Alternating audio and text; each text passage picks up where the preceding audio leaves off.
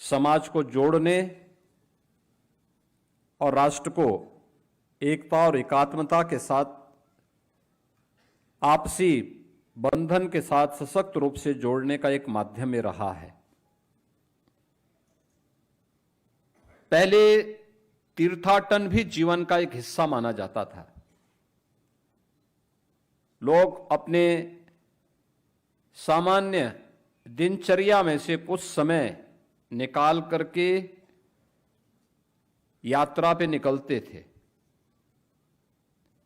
लोगों के पास संग्रह की वृत्ति नहीं थी, बल्कि अपने मेहनत से, अपने पुरुषार्थ से जो कुछ उन्होंने अर्जित करते थे, उस समय यात्रा पे निकल करके फिर जरूरतमंदों की सहायता करने के लिए वे किसी न किसी धार्मिक स्थल की यात्रा पे निकलते थे और उस यात्रा के माध्यम से पुण्य के भागीदार भी बनते थे।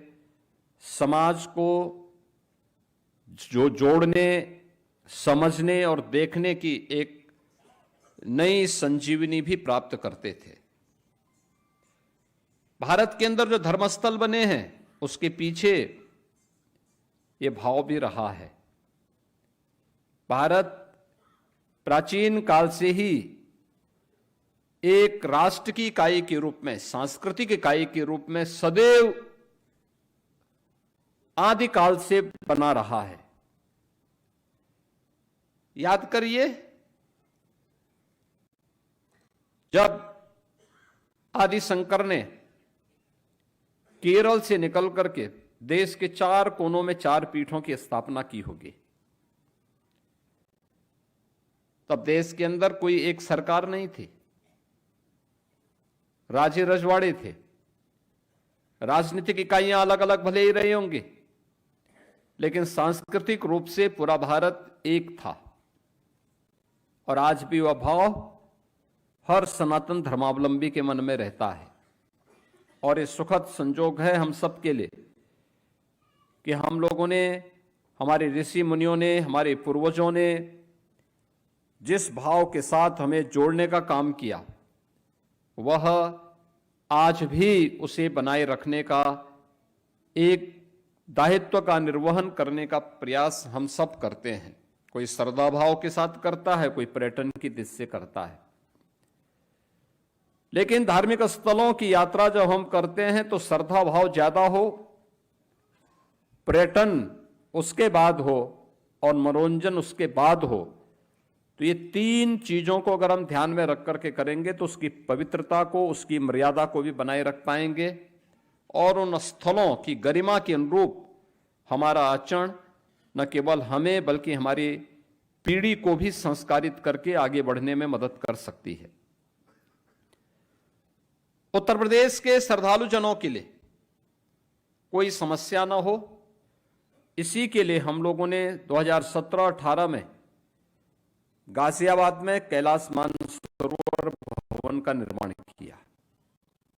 और कैलाश मानसरोवर भवन इस यात्रा के प्रथम पड़ाव में, जब विदेश मंत्रालय के द्वारा सभी प्रकार की औपचारिकताओं को पूर्ण किया जाता है, उन औपचारिकताओं को पूर्ण करने के दौरान उनके लिए ठहराव का प्रथम पड़ाव, उस पड़ाव के निर्माण के लिए, और वह कार्य एक समय सीमा के अंदर पूरा हुआ। आज वह वहां पर आप सबके लिए उपलब्ध है। सरकार का प्रयास रहा है हर एक तीर्थ स्थल पर श्रद्धालु जनों के लिए अच्छी सुविधा प्राप्त हो, आज के समय के अनुरूप हम सुविधा उपलब्ध करवा सकें। एक समय था सीमित साधन नहीं थे, सीमित संख्या में श्रद्धालु जाते थे।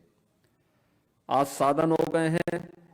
उत्तर प्रदेश में तो आप देखते होंगे कितनी बड़ी संख्या में, अगर हम गत वर्ष की बात देखें 2025 में उत्तर प्रदेश के अंदर 164 करोड़ श्रद्धालु उत्तर प्रदेश के अंदर अलग अलग धर्म स्थलों पर अलग अलग क्षेत्रों में आए, जिसमें 66 करोड़ तो अकेले प्रयागराज महाकुंभ में आए।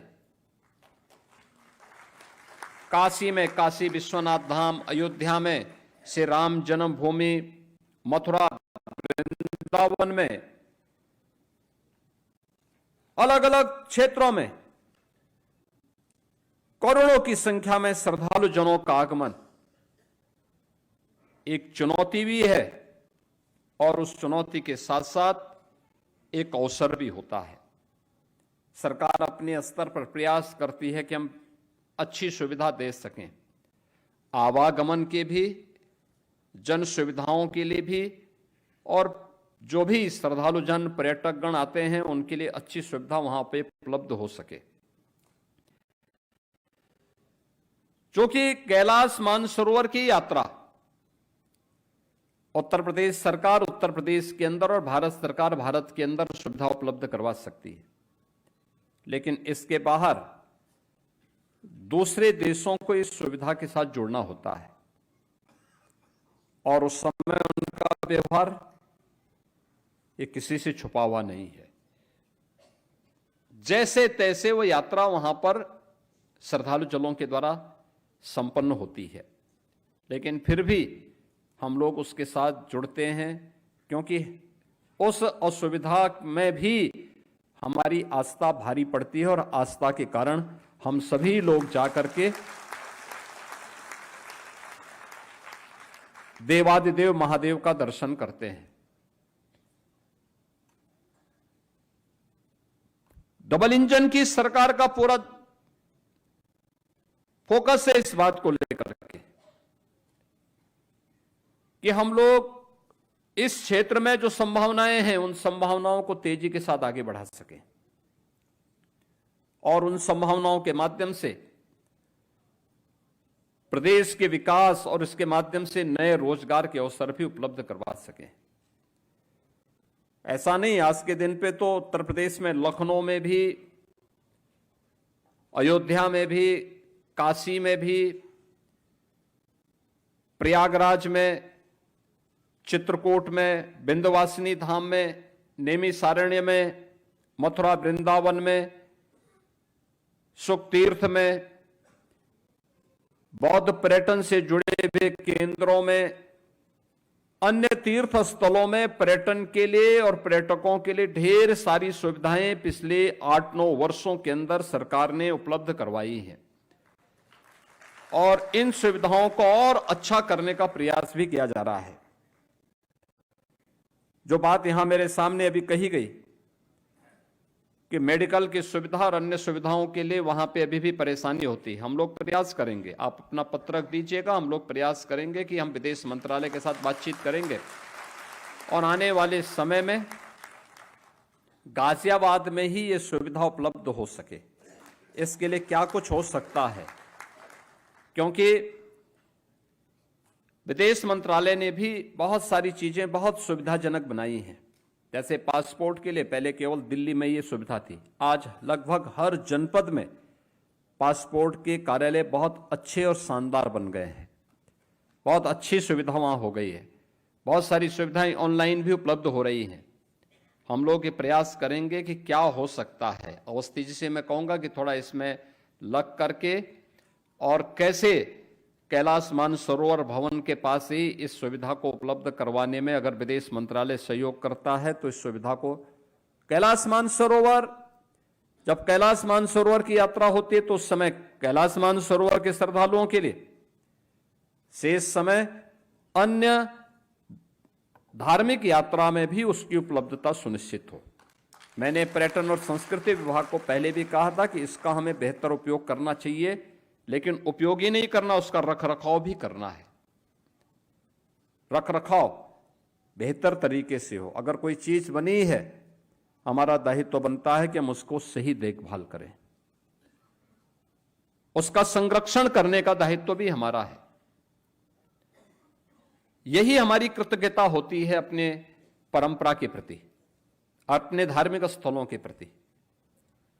कैलाश मानसरोवर की यात्रा में आपको जाने का अवसर प्राप्त हुआ।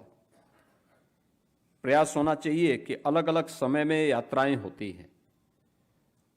उत्तराखंड में भी 4 धाम हैं, देश के अंदर भी 4 धाम हैं और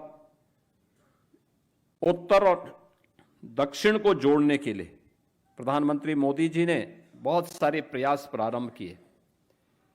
काशी तमिल संगमम का कार्यक्रम काशी में पिछले 4-5 वर्षों से लगातार चल रहा है। तमिलनाडु और उत्तर प्रदेश को जोड़ने के दो माध्यम हैं। उत्तर प्रदेश में बाबा विश्वनाथ का धाम है और तमिलनाडु में रामेश्वरम धाम है। हमारा प्रयास होगा आने वाले समय में उत्तर प्रदेश के श्रद्धालु रामेश्वरम की यात्रा में जाएं। उत्तर प्रदेश के श्रद्धालुओं के लिए रामेश्वरम की यात्रा और सुगम हो सके, रेलवे मंत्रालय के द्वारा उस प्रकार की सुविधाएं उपलब्ध कराई जाती हैं। हम लोग उसके साथ भी बातचीत करके प्रयास करेंगे कि काशी से बाबा विश्वनाथ का दर्शन करके गंगा जल लेकर के और यहां से गंगा जल लेकर के अगर रामेश्वरम की यात्रा करने के लिए क्या सुविधा हो सकती है तो इसको और अच्छे ढंग से रिफाइंड करके इसको आगे बढ़ाने में प्रदेश सरकार को भी इस सुविधा को बढ़ाने में, इस सुविधा को प्रदान करने में मदद मिलेगी, क्योंकि उत्तर से दक्षिण को जोड़ने, एक भारत श्रेष्ठ भारत के निर्माण में इससे और सहायता प्राप्त होगी। मीडिया के माध्यम से प्रचार प्रसार करने का दायित्व है। यह पर्यटन, संस्कृति और धर्मार्थ कार्य विभाग का होना चाहिए। यात्रा के समय हमारे पास उस प्रकार का ऐप मौजूद हो, सोशल मीडिया के माध्यम से, डिजिटल मीडिया के माध्यम से, विजुअल मीडिया और प्रिंट मीडिया के माध्यम से इस प्रकार का प्रचार प्रसार हमें व्यापक रूप से करना चाहिए। अगर हम करेंगे तो विभाग का भी और उस प्रकार के प्रचार प्रसार के माध्यम से, इन धर्मस्थलों के माध्यम से प्रदेश की अर्थव्यवस्था में एक नई पहचान उसे प्राप्त होती है, अर्थव्यवस्था मजबूत होती है। प्रयागराज में महाकुंभ हुआ, 66 करोड़ श्रद्धालु आए और 66 करोड़ श्रद्धालुओं के आने से उत्तर प्रदेश की अर्थव्यवस्था पर क्या प्रभाव पड़ा, आज ये सब दिखाई देता है। इसका प्रभाव है। इस प्रकार के आयोजन अपने आप में देश को जोड़ने के बहुत अच्छे माध्यम बनते हैं। हम लोगों ने देखा, जो लोग उत्तर प्रदेश में पहली बार आए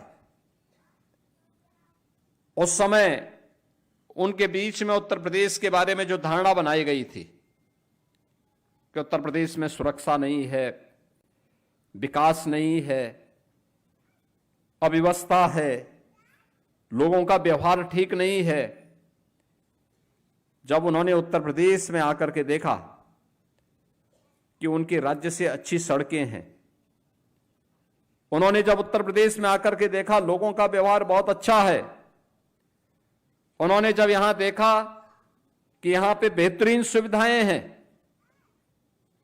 हम लोग तो ये भी देखते थे कि महाकुंभ के दौरान 10-10 किलोमीटर लोग पैदल चले और जब उनको लोग, कुछ यूट्यूबर्स उनके बीच में जाकर के उनको भड़काने का काम करते थे तो उनको भगाते थे। वो कहते थे कि भाई पैदल मैं जा रहा हूं, मुझे संगम में स्नान करना है, तुम्हें परेशानी क्या हो रही है। यह भी हम लोगों ने देखा है कि दूर दराज से आने वाला श्रद्धालु इस तरीके से डपट करके उन्हें बाहर करता था और अपनी मस्ती से जाकर के त्रिवेणी में, मां गंगा, मां यमुना और सरस्वती की त्रिवेणी में जाकर के डुबकी लगा करके आनंद से भाव विभोर होकर के फिर महाकुंभ से वापस अपने धाम, अपने गांव के लिए, अपने शहर और अपने जनपद के लिए, अपने राज्य के लिए वापस प्रस्थान करता था। यानी ये भाव जब होता है